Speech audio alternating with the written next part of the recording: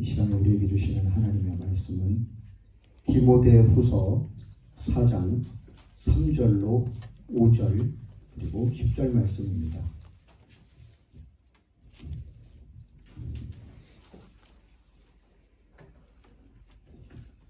신약성경 디모데후서 4장 3절로 5절 말씀을 읽고 그리고 10절을 읽겠습니다.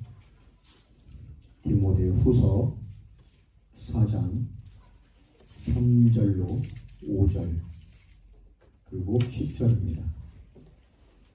제가 가지고 있는 성경으로는 신약성경 346쪽에 있습니다. 디모데후서 4장 3절로 5절 말씀입니다. 다 찾으셨으면 한 목소리로 같이 읽겠습니다.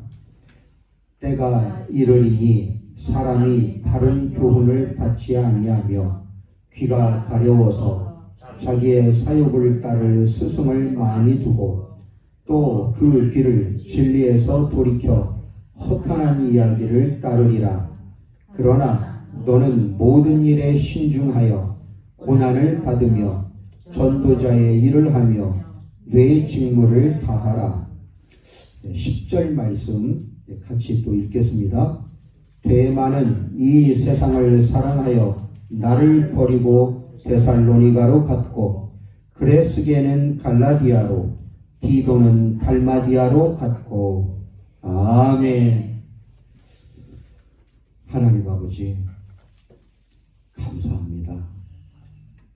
우리들에게 정말 이 세상 마지막 때를 날마다 연장해 주시고 온 세상 한 영혼이라도 구원을 얻기까지 참아주시는 아버지 하나님의 그 은혜에 너무나 감사합니다.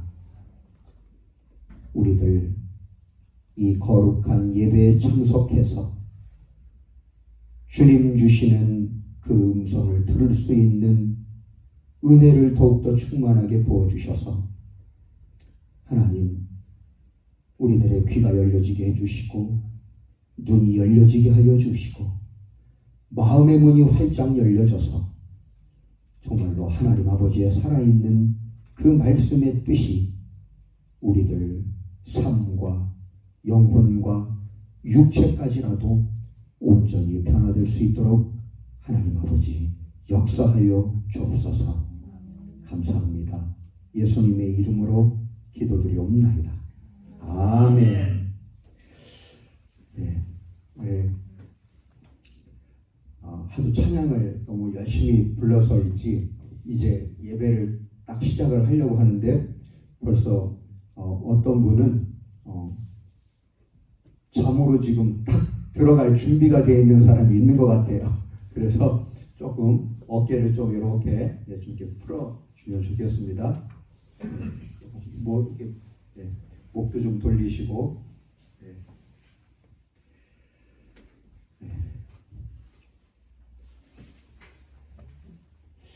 제가 2021년 들어와서 한 가지 제 자신도 모르게 좀 변화가 되는 것이 있는데 제가 제 자신을 보니까요. 아니 이렇게 설교 시간이 자꾸 길어지는 거예요. 잘하지도 못하는 설교가 왜 이렇게 어느 날 새벽 예배 시간이에요. 새벽 예배 시간 말씀 전하는 시간이 막 40분이 될 때가 있더라고요. 그래서 그날 설교가 좀 길어지잖아요. 새벽 기도 끝나고 집에 들어가면 저 김현희 사모한테 혼납니다. 왜 이렇게 잘하지도 못하는 설교. 제발 성도님들 생각 좀 해서 얼마나 힘들겠냐. 막 엄청 욕을 얻어먹고 있어요. 그래서 참 저도 제 자신을 생각할 때 왜 이렇게 설교가 자꾸 이렇게 시간이 길어질까. 그러면서 나름대로 이제 제 스스로가 분석을 해봤어요. 그랬더니 제가 죄송합니다. 여기 어르신들 계시는데 나이가 먹어가는 것 같아요. 그래서 옛날에는 좀 옛날이라니까 좀 그런데 예전에는 부교육자로 있을 때는 암만 길어도 20분이에요. 아무리 설교를 오래 해도 20분이면 딱딱 끝냈는데 이게 왜 이렇게 말이 길어지나. 그래서 오늘은 제가 작정을 좀 하고 아주 일찍 끝내겠습니다. 그러니까 오늘 일찍 끝낼 테니까 여기 주무시는 분 계시면 이건 정말 저에 대한 저를 지금 모독하는 것으로 저는 그렇게 받아들이겠습니다.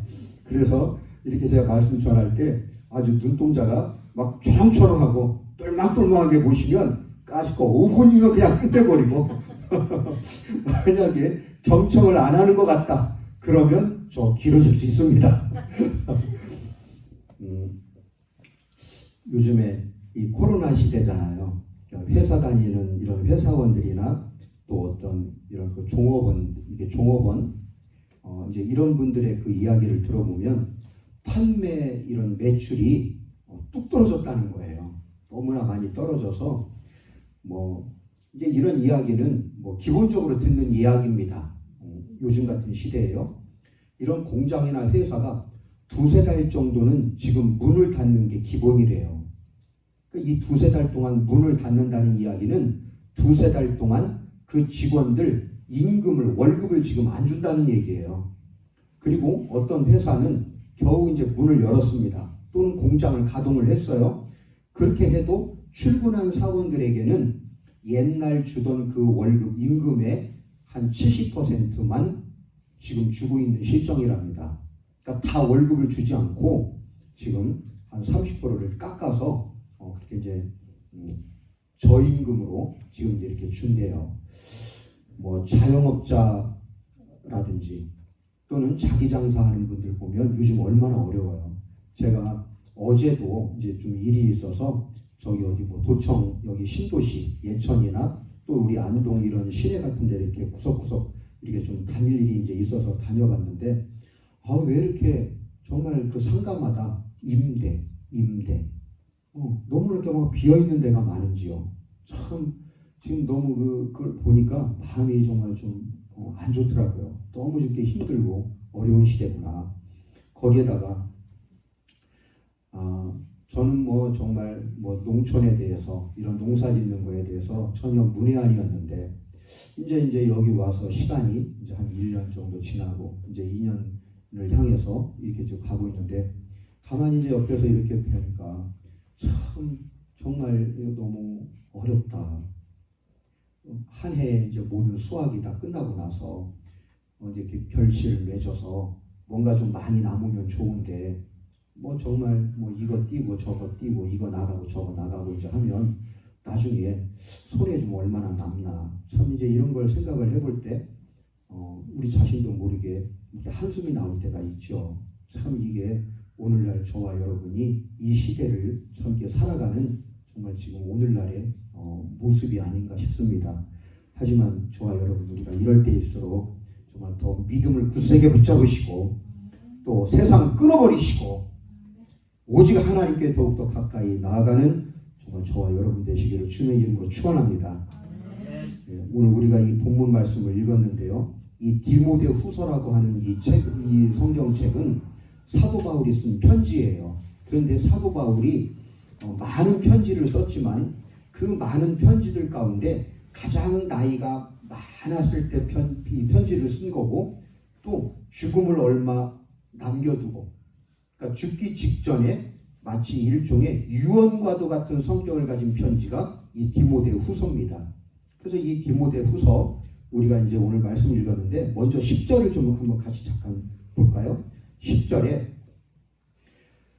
데마는 이 세상을 사랑하여 나를 버리고 데살로니가로 갔고 그레스게는 갈라디아로 디도는 달마디아로 갔고 이 말씀이 뭐냐면 이제 지금 사도 바울과 함께 일했던 사람들이에요. 함께 사도 바울과 예수님을 함께 믿고 하나님의 일을 같이 함께 열심히 일했던 사람들 바로 이런 사람들 이름이 지금 데마라는 사람이 있고 그레스게라는 사람이 있고 디도라는 사람이 지금 이름이 나와 있습니다. 이게 함께 믿음을 가지고 하나님 앞에 함께 신앙생활했던 사람들인데 이 사람들이 믿음을 저버리고 세상을 향해서 지금 떠나가 버렸다는 거예요. 그러니까 이 사도 바울이 이 지금 세상을 향해서 자기 곁을 떠난 이 사람들의 이름을 대면서 이거를 참 가슴 아파하면서 왜 이런 일이 일어났을까? 사도 바울이 나름대로 이제 분석을 해보는 거예요. 여러분, 우리가 신앙생활 하다 보면 그렇지 않습니까? 아마 여기 계신 분들 가운데도 그런 분들 계실 거예요. 내가 예수를 괜히 믿었나? 아니 내가 이렇게 열심히 교회 나와서 몇 년 아니면 5년, 10년을 이렇게 기도하고 또 예배를 드리고 참 내 나름대로 성실히 한 것 같은데 왜 이렇게 달라진 게 없나? 좀 뭔가 좀 경제적으로도 많은 돈을 좀 이렇게 벌었어야 되고 복도 좀 많이 받았어야 되고 자녀들도 좀 잘 풀렸어야 되는데 아니 어떻게 5년 10년이 지나도록 왜 이렇게 변화된 게 없을까? 아마 여러분들 가운데 이런 생각을 하고 계신 분들이 없지 않아 있을 거라고 생각을 해요. 근데 이제 이런 분들이 이제 너무나 힘들고 열심히 기도해도 달라진 거 없고 또 열심히 예배를 드려도 뭐 똑같을 것 같아. 그러면 사람이요. 세상을 향해서 떠나가게 된다는 거예요. 믿음을 저버릴 수가 있다는 이야기입니다. 그리고 정말 신앙생활을 해도 아무 달라지는 게 없잖아요. 그러면 사람들이 나중에는 무슨 일이 생기냐면 예배를 지금 이렇게 나왔습니다. 나와도 자기가 듣고 싶어하는 말만 듣고 싶어해요. 보고 싶어하는 것만 보고 싶어하는 쪽으로 사람이 자꾸 변합니다. 신앙생활을 그렇게 열심히 했는데 아무 뭐 변화가 없어요. 달라진 게 없어요. 그러면 자기 자신도 모르게 사는 것이 퍽퍽하고 힘들어지니까 또 요즘같이 코로나 시대에 너무 이렇게 힘들고 어려우니까 그냥 하나님 말씀도 이제는 자기가 꼭 필요한 것, 듣기 좋은 것만 들으면 좋다고 합니다. 그래서 우리 여기 디모데후서 4장 3절을 한번 보겠습니다. 3절에요. 조금만 참으세요. 끝납니다. 자, 디모데후서 4장 3절 때가 이르리니 사람이 바른 교훈을 받지 아니하며 귀가 가려워서 자기의 사욕을 들을 스승을 많이 두고 또 그 귀를 진리에서 돌이켜 허탄한 이야기를 따르리라. 이게 지금 살아가면서 너무 퍽퍽하고 힘들어요. 정말 이게 믿음 생활에 뭐 어떤 변화가 없는 것 같아요. 그러면 사람들이 알게 모르게 허탄한 이야기를 쫓고 자기 욕심을 채워줄 말만 귀담아 듣는다는 거예요. 사람들이 이렇게 변화가 이렇게 된다는 겁니다. 그런데 사도 바울이 지금 이렇게 사람들이 변화되어져 갈 수 있다는 것을 딱 분석을 하고서 처방전을 내놓는데 바로 그 처방전이 바로 5절 말씀이에요. 자, 5절 우리 한번 같이 보겠습니다. 그러나 너는 모든 일에 신중하여 고난을 받으며 전도자의 일을 하며 네 직무를 다하라. 여기에 가장 중요한 말이 그러나입니다. 그러나 이 그러나라고 하는 것은 지금 아주 강하게 얘기하는 거죠. 그러니까 사도 바울은 사람들은 자기들이 지금 원하는 말만 들으려고 하고 듣고 싶어하는 말만 들으려고 하는데 디모데 너는 그렇게 하면 안 된다. 아무리 힘들어도 신앙생활에 아무런 변화가 없는 것 같아도 네가 열심히 기도해도 달라진 거 없고 열심히 예배 들어도 힘들고 어려운 것은 매번 똑같으냐? 그러나 너는 끝까지 너가 듣고 싶어하는 말만 들으려고 하면 안 돼. 지금 이제 그런 말이에요. 그러면서 사도 바울이 하는 가장 중요한 말이 그 5절에 잠깐 볼까요? 거기에 보면 신중한 다음에 고난을 받으며 이렇게 말을 하고 있어요. 그러니까 지금 사도 바울이 고난을 받으며 예수님을 믿으면 고난이 없다 이렇게 지금 말하지 않는 거예요. 하나님께 기도하면 고난을 겪지 않는다 이렇게 지금 사도 바울은 말하지 않고 있습니다. 신앙생활을 하고 열심히 기도하고 예배 드려도 너는 오히려 고난을 받는다 이렇게 지금 말을 하고 있는 거예요. 여러분 참 마음이 답답하죠. 이런 말씀을 들을 때요. 그러나 이런 것은 정말 당연한 겁니다. 저와 여러분, 우리가 신앙생활 열심히 하죠. 열심히 기도하죠. 열심히 예배드려죠. 그렇게 해도 고난과 괴로움이 더 찾아오는 것이 어떻게 보면 당연한 하나님의 법칙입니다. 왜냐하면 원수 마귀 새끼가 저와 여러분을 그냥 내버려 두지 않기 때문입니다. 우리 아마 경험들 있으실 거예요. 은혜 받아보세요. 아마 여러분들 일주일 동안 금식하고 저 깊은 산 속에, 요즘에는 기도원을 많이 안 가지만 한 10년 전까지만 해도 우리나라 전국 방방곡곡의 기도원이 얼마나 문전성시를 이루었어요. 막 깊은 산골에 기도원에 가보면 사람들이 막 바글바글 하던 때가 있었다고요.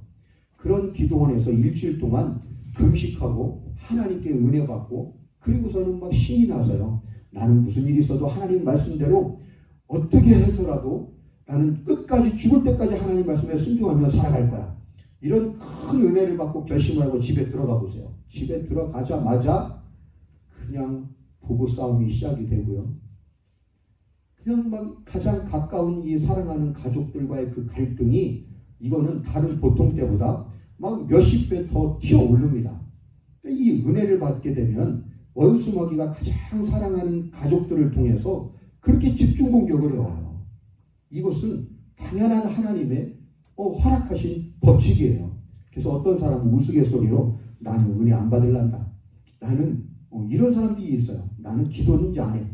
왜냐하면 기도를 하면 그 기도 응답을 받을 때 그건 좋지만, 기도 응답을 받으면 꼭 그 뒤에 원수 마귀가 와서 괴롭히고 아주 이렇게 사람들 내 마음을 막 들쑤셔 놓으니까 내가 차라리 기도도 안 하고 나는 은혜도 받지 않을 거야. 심지어는 막 이렇게까지 말하는 사람이 있어요.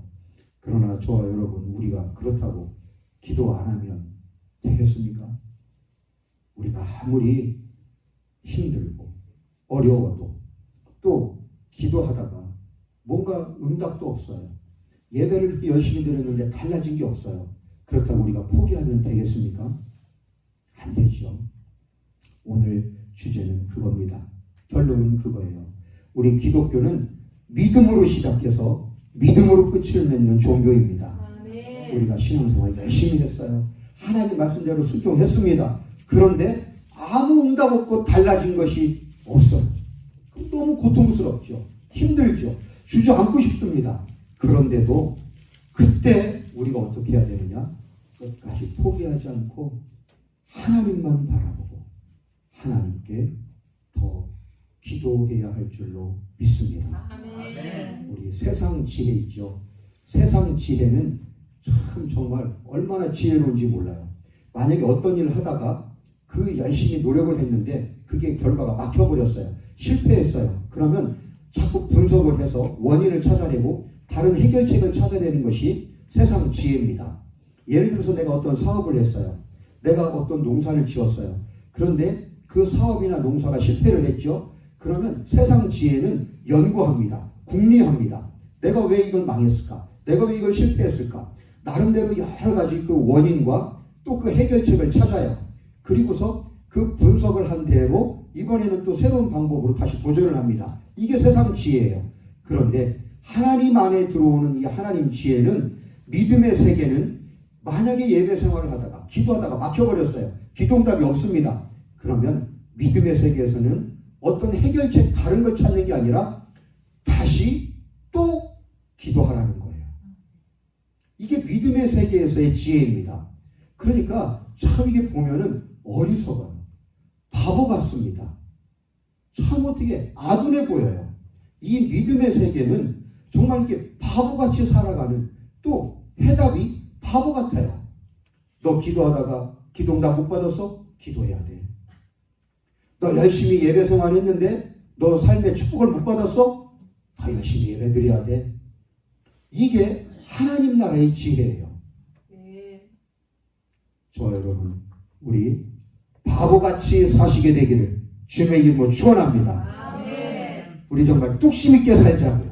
아멘. 세상 방법, 세상 지혜 다 내려놓고 그저 묵묵하게 내가 열심히 신앙생활 했는데 지금 너무 힘들어요. 답답해요. 막 이것만 생각하면 한숨으로 하루를 시작해요. 한숨으로 하루를 마감합니다. 설사 이렇게 힘들고 답답하더라도 무슨 다른 원인, 다른 분석을 찾아내는 것이 아니라 그저 이럴 때 더 미련하고 바보같이 어리석은 것 같지만 다시 또 포기하지 않고 기도하셔서 우리 살아계시는 그 하나님을 반드시 만나게 되시길 주님의 이름으로 축원합니다. 아멘.